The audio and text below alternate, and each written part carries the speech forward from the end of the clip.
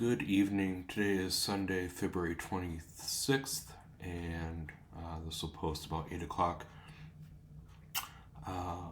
Didn't want to forget like I did on Friday, so better late than never.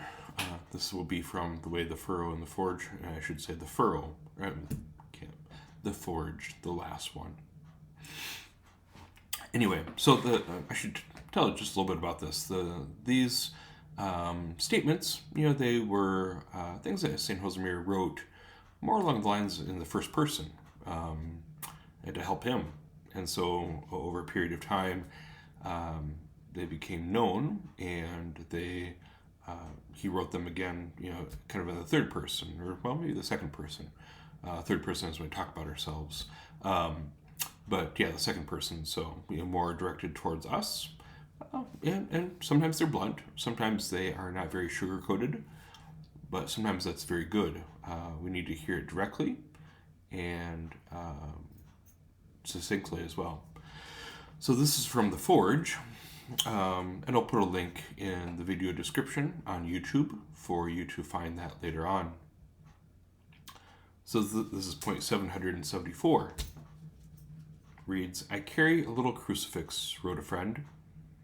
"It's crucified, the body of our Lord, is worn out by use and by kisses. It was left to my father when his mother, who had used it, died. It's a poor thing and much the worse for wear. So I would not have the nerve to give it away to anyone.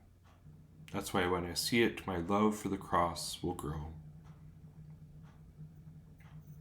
One of the things that I recalled, I might have shared this in a video, or it might have been just with one of the parish employees, or a friend, was that the masses that were scheduled for my parish on Ash Wednesday were for deceased priests.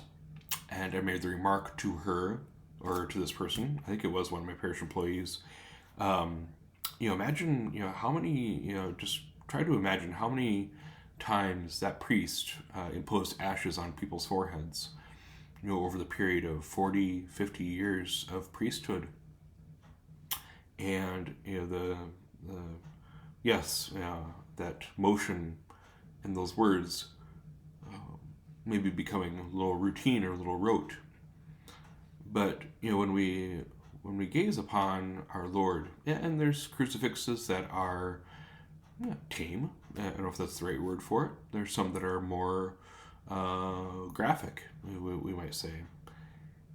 And for this person, so the quote reads, "It was left to my father when his mother, who had used it, died."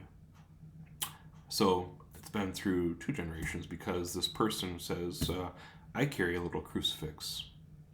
So to imagine, how many miles that crucifix traveled with those people. With that person's grandmother, with their father, and now them. How many times when they reached in the pocket, maybe for their car keys or their house keys, they came across the crucifix. So, for us in our homes, I hope, that we have a crucifix or an image of our Lord in our home. And it can become routine. Much like we go across the mantle or wherever we keep some family pictures, and we just see them. We might not take that time to invest and recall this or that memory from when that picture was taken, or to look and say, "Oh, that person's no longer with us. I miss Aunt Joan or Uncle Joe or whoever it might be. I miss my spouse. I miss my sister," and that'll, as we think about some of those things, reminiscing is a very beautiful thing. It puts us in contact with that person or that event. Even more so when we look at the crucifix, that we see our Lord. We see the saving action that he laid down his life for us, so we could have life.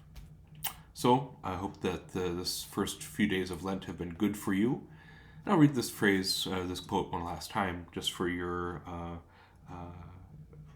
as a reminder per se. It reads, "I carry a little crucifix," wrote a friend. Its crucified is worn out by use and by kisses. It was left to my father when his mother, who had used it, died. It's a poor thing and much the worse for wear, so I would not have the nerve to give it away to anyone. That's why when I see it, my love for the cross will grow. Have a good rest of the day.